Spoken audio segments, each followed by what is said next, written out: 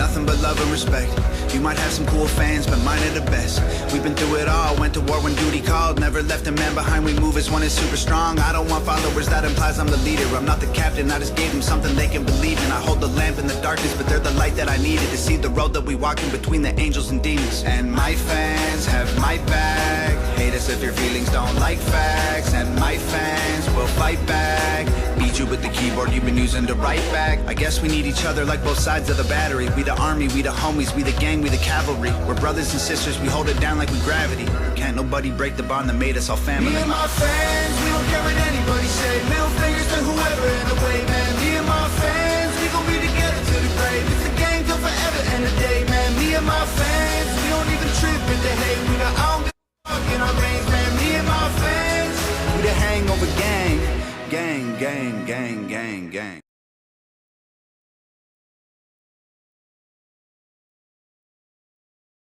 Oklahoma weather can dish out some of the worst punishment in the world. Hi everyone, I'm meteorologist Tuttle. But now you can fight back by installing Class 4 impact-resistant shingles from Ferguson Roof Systems. These shingles can withstand large hail, heavy rain, and hurricane-force winds, all while keeping your home safe and dry. And the best part? This upgrade is completely free for many homeowners. So call today to start reaping the benefits these Class 4 shingles bring, including a discount on home insurance. Only at FergusonRoofSystems.com. Hey there, meteorologist Tuttle with you. It is almost 9:30. This is going to be your live weather update. We're going to talk about the storms that are out there currently, just briefly, and we're going to give you a forecast what you can expect for the remainder of this evening and overnight. And then later, if conditions warrant, and by that I mean if I do looks like I'm going to see a developing tornado, I will do another separate live weather broadcast for you.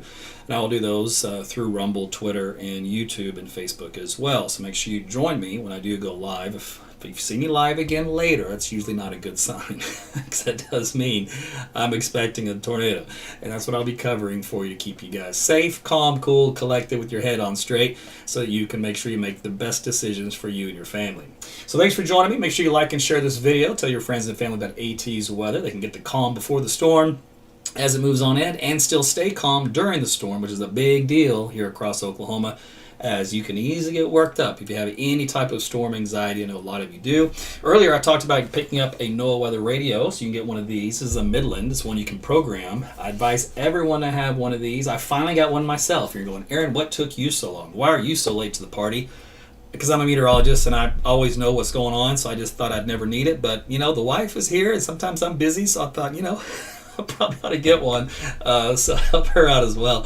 And that way, if I'm asleep in the dead of night, I'll get woken up too. So make sure you use that in addition to my weather app. It's free. It's called AT's Weather to Go. It'll alert you to tornado developing up to about 15 minutes lead time before an actual warning comes out. That is an eternity to seek shelter, so make sure you pick that up at your local Play Store, Apple, or Google. Okay, so without further ado, out there currently, well, I'll tell you what, we do have some clouds that have rolled in. If you notice some moisture around, it's been quite windy today. Currently, also quite mild. I'm at 72 degrees here in my backyard. And eventually, we're going to start to see some lightning in the background. This is looking out to the west from my vantage point here. And the reason for that is, well, we've got some storms out there developing across Oklahoma. So two areas kind of split, one to the north and west, and then one to the south and west. We'll take a look at this one up here around the Enid area, because it is the one that is severe currently. Now, severe meaning it just has a lot of lightning with it, some very heavy rainfall, probably has some brief gusty winds, and also has had some small hail. Movement on this has been off to the east. The severe thunderstorm warning for it, which includes Helena, Fairview, Ames, Lahoma, and then just west of Enid, O'Keene, and Canton, expires around 9:45, so about another 15 minutes or so. Here's a look at the communities involved within this for the warning criteria, and you can see how it extends out toward the Enid area by about the time it does expire around 9:43 as it continues to move off to the east. So typical garden variety severe thunderstorm up here in northern Oklahoma. No tornadoes with that at all. Now if you look down south and west, we do have some thunderstorm activity down here in the southwest Oklahoma as well. This activity also has quite a bit of lightning associated with that, right around the Marlow area, and then back out from around Lawton, and then point south and west from there toward Frederick. This activity is also kind of drifting slowly to the east, does not have any tornado type activity, and technically it's not even a severe thunderstorm warning, it's just a heavy thunderstorm thunderstorm, but this particular path here kind of moving in this area through Marlow and Rush Springs as we speak. All right, so that is kind of like the latest what's going on right now underneath the clouds. But if we look at the clouds and the upper level disturbance, we kind of have two areas. One is an upper low centered right about here. The other is the main upper level low pressure wave right about here. And in between this little bright enhancement in the cloud cover is an upper disturbance out ahead of the main low. And you can see that it's starting to help to kick off the clouds into the form of some showers and thunderstorms here all the way back into western Texas. So that is a look at the water vapor channel of the satellite loop. And that's kind of how you can dictate where and when you have some trouble. Now, we talked about last night there'd be a cap in the atmosphere. A cap is a lid that prevents thunderstorms from forming, and it's quite strong here. This is the cap over central Oklahoma. This is Oklahoma City. And that's why we had a tough time getting some storms going today, as we discussed. But this cap eventually is eroding little by little, meaning this red line, instead of it being kind of in this formation here, it's going to go more eventually into this formation. And when that happens, that means a parcel of air will ride right up along this line and then start to form some thunderstorms. So we should get a lot more thunderstorm activity as that energy from the Texas Panhandle starts to move in overhead and helps to erode that capping layer. Now, if we do look at the risk of severe weather, it extends all the way to the north into Iowa, through eastern half of Kansas, all the way through Oklahoma, western Arkansas, and in a good chunk of Texas, all the way down to western Texas. We talk about the treadle threat as well, and that's expanded a little bit from last night's discussion. Still extends just north of Dallas, through most of Oklahoma, and then back into eastern half of Kansas, and just kind of taps into Iowa and also far western Missouri. So it's mostly a Kansas-Oklahoma event as far as what we call these QLCS type tornadoes, little baby tornadoes I call them. Wind also in the same area, and hail as well, but most of the hail in the early stages of this event and mainly focused into western Oklahoma. Here's a close-up view here of Oklahoma itself. You can see where the slight risk is across the state in the yellow shading. For a low tornado potential, hail up to about the size of golf balls, not overly excessively large, and winds up to possibly 80 miles per hour. Eastern Oklahoma, same idea. Line of storms moving through overnight tonight into early tomorrow morning, so a slight risk of severe weather there. Timing on this, obviously we already have some storms ongoing here in the blue shading, so that's between now through about 10 o'clock, and then we'll start to get those things to approach the 10 o'clock hour on the western fringe here into this little red shading, and then eventually out to the blue or the green shading for Durant, etc. From about 1 o'clock in the morning on to the east it goes toward Tulsa. The tornado potential also exists in the green shading here. Again, it's on the low end, but it is there, so I do expect at least a couple of tornadoes later on tonight. This does extend into the Tulsa area, by the way. Just the map stopped drawing it because the Weather Service from Tulsa and Norman, they split their county drawing, but it would continue in this area here, just so you know. Okay, so move on from that to the shear in the atmosphere. So what we're going to look for is the most area where you can see the shear that's more directional. In other words, you have bigger triangle from these little vector arrows that we see. And currently, the biggest triangle vectors out here are into southwestern and southern Oklahoma. How about that? We do actually pretty good vectors here over central Oklahoma as well, but the key is it's not going to quite stay that way. As we go through time, let's go to midnight. You see how these vector arrows get more closed off? That means the tornado threat is a lot less. And then down here in southeast Oklahoma, they start to expand a little bit more. So overnight, southeast Oklahoma has a little bit better vector for potential tornado in the overnight hours, 3 and 4 o'clock in the morning, although still weak, kind of like what's going on here in central Oklahoma. So it's not an overly excessively ramped up environment here, kind of on the marginal side. If we do look at what's called a significant tornado parameter, in other words, kind of like something that would give us like maybe an EF2, in other words, a very strong tornado, it's just not there in the data. Very, very weak signature out there for this evening here across western and northwest Oklahoma currently. That moves into the midnight hour over central northern Oklahoma, then kind of splits the difference in the southeast Oklahoma and north Texas through the 3 to 4 o'clock to 5 o'clock to 6 o'clock hour there in the far southeast Oklahoma, and is very low on the scale, so that's a good sign as well. Okay, so we talked about the moisture returning. You notice that with a good strong south wind today. So a good strong south wind out here, most of the state, bring in the dew point values, in other words, the raw moisture in the atmosphere. Out here in western Oklahoma, dew points values into the 20s, so it's still a very dry, raw day out there. Now, as we go through time, they show you the 10 o'clock, 11 o'clock, 12 o'clock onwards. This is midnight. Watch how more of the green is getting replaced with blue. So these are dew point values that have now climbed into the lower 60s. You do need some 60s for tornadoes, by the way. in most cases. So we are getting that thicker juice around here, which is normal and expected and forecasted into this environment as we head into the overnight hours. So you can see more of these areas of blue showing up on the map, which means that low-level juice finally made it. And as we mentioned in the blog that I posted on Sunday, if this had all come in a day later, in other words, we had a full day of juice coming in from the Gulf of Mexico, it would be a different outcome, along with the fact that disturbance out in the Panhandle would come in about 6 hours earlier. But it's 6 hours late to the party, the juice is 6 hours late to the party, and that brings that severe weather magnitude all the way down to the low end. All right, so here's a look at the 700 millibar vertical velocities. This is what kicks off those storms on the dry line. This also is a representation of the lift along the dry line in this area. Again, the dry line separates the dew point values we showed you on the map, the moist air from the dry air. So that is your focus to get those storms to go this evening.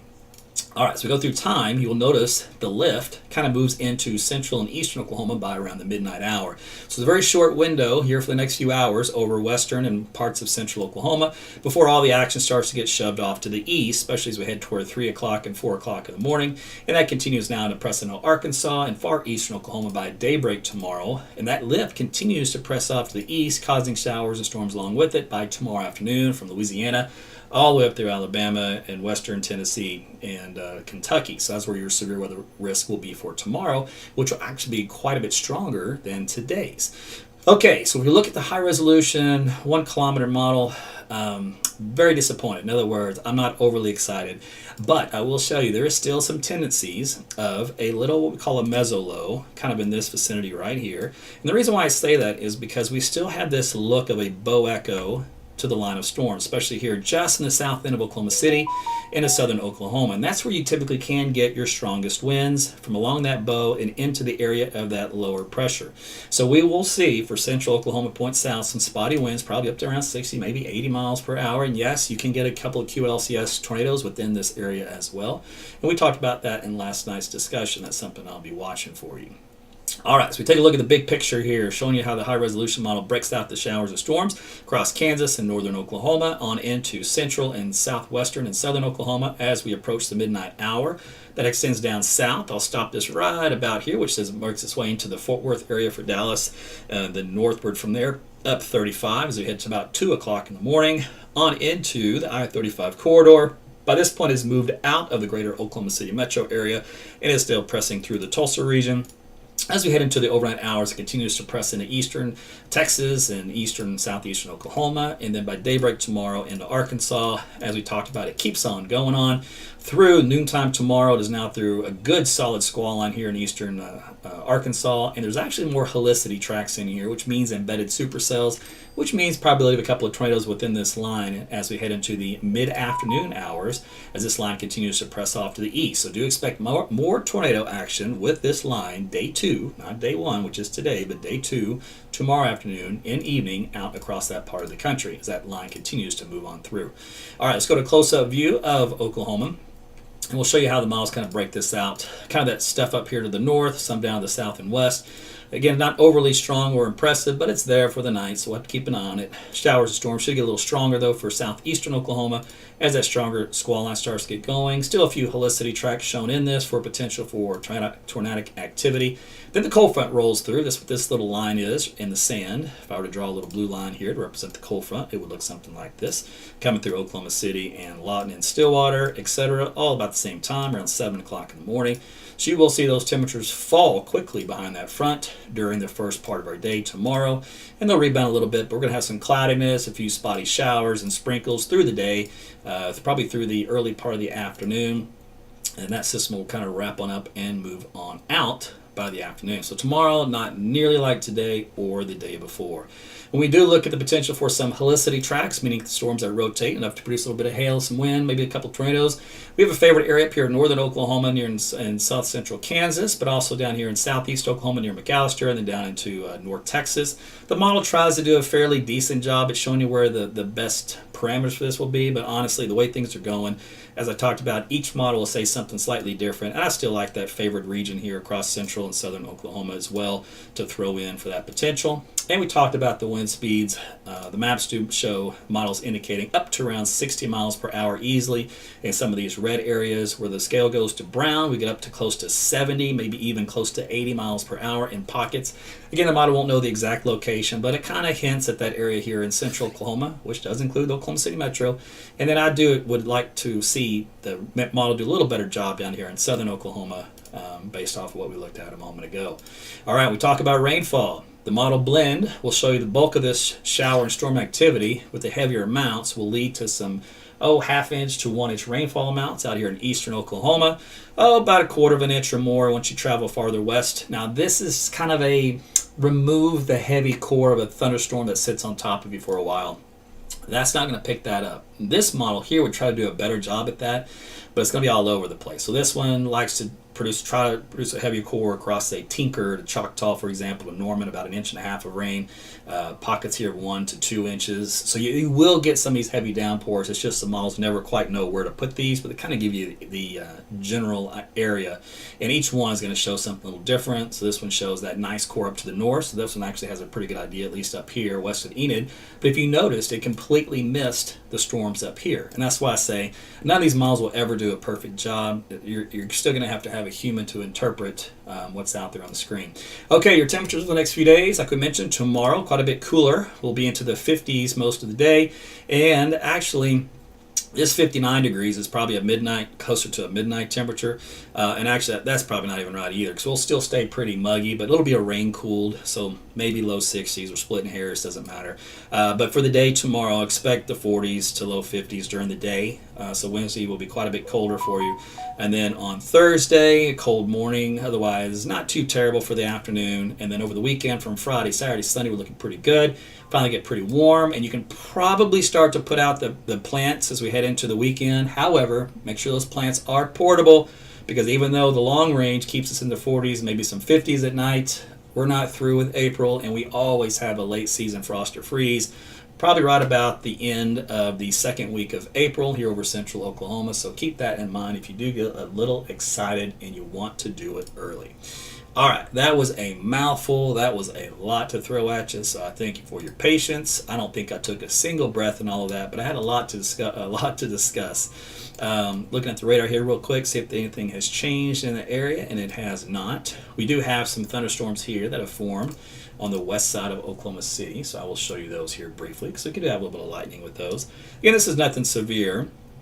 As a matter of fact, this is very weak garden variety thunderstorm activity, probably quite elevated above the capping layer. So in other words, no threat for any hail or wind within this particular case right now. But it is an early start to what will be a little bit of a bumpy ride here between now through about 2 o'clock in the morning. Then everything will be moving out of our region, and we'll continue to move into eastern Oklahoma. All right, now let's go real quick, see if I could catch any lightning with that here on my camera view. And don't see anything yet, but I'm looking. Oh, no, not yet. All right, tell you what, so I'll just keep an eye on that kind of stuff. What I'll do is I'll be watching behind the scenes. If it looks like any storms will start to get out of control, I'll be back to do a live broadcast. You can check in with me then. Make sure you have my weather app, AT's Weather to Go. It's free. It will warn you of tornadoes several minutes before they actually develop, and even more minutes before an actual warning comes out. So that's all valuable time to seek shelter, get your kids ready. At the bottom of this screen, I always tell you what to do for a tornado. That's why this thing runs 24/7, 365. I do a live broadcast. If you watch it, you will never know, let's put it this way, you will never not know what to do as long as you can read that bottom crawl. And on that bottom crawl, the synopsis is get to the lowest level of whatever building that you're in, get into the center part of that building, away from all outside walls or windows. Cover up with as much stuff as you can grab quickly. Kids, we like to put the sporting gear on them to keep them safe, the helmets, the pads, all that kind of stuff. Blankets, mattresses, can be a closet, can be a bathtub, bathroom. Close the door, obviously. Don't worry about opening up the windows. I haven't talked about that in forever, because I don't think anybody still thinks that way or does that. It's such an old wives' tale. But do not open up windows to equalize air pressure. That's not a thing. I don't know how that even got started back in the, who knows, the 40s or 50s, but that should have been put to bed about 70 years ago. So I don't spend a whole lot of time preaching about that. But keep that in mind. Let's see. So remember, you just want to spend your valuable time seeking shelter. Now, if you don't have a sturdy home and you're in a mobile home trailer, RV, camper, whatever, you can't ride out a severe storm in that with significant wind. It'll flip it, do some damage.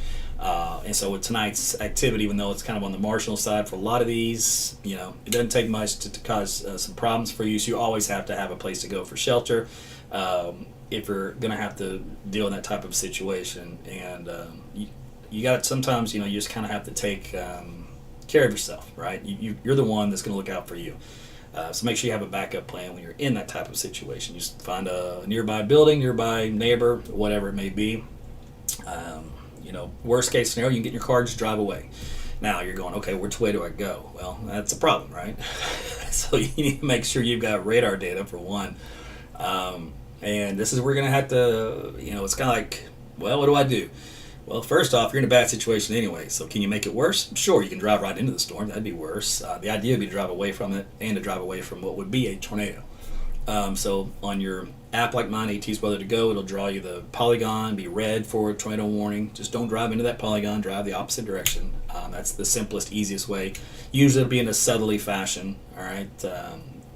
That's usually the case. Now, if you're on the northern fringe of that polygon and it's moving to the east, just go north. Don't go bother going south into the polygon. Just get away from the polygon. That polygon represents the track of the tornado. So worst case scenario, you can always do that. I think that's about it for now. Again, I'll be watching these things behind the scenes, and if it looks like tornado's going to be a problem, I'll come back on live, and I may come on and off, just depends on how things go. You know the drill. Many of you have watched me over time. You know how I've done it. It'll be on YouTube, Facebook, Twitter, and now Rumble. Trying that out. So we'll see how that goes. Okay. Anything else? Don't think so. Okay. So you guys be safe tonight. If you don't see me or hear from me, that's a good sign. But keep your No Weather Radio on. Keep your app on the bypass for Do Not Disturb on your phone if you have that set. Also make sure it's set to always allow on your notifications. By default, Google and Apple typically cause your apps now to work only when open. So you don't want that. You want it to work in the background. So make sure you go deep into your phone settings for your apps. Locate mine, AT's Weather to Go, and then make sure you have that to override any of those restrictions, and you'll be good to go. Okay, I think I've covered everything I can think of for right now. You guys be safe. I'll be keep an eye on it, and we'll talk soon. All right, take care.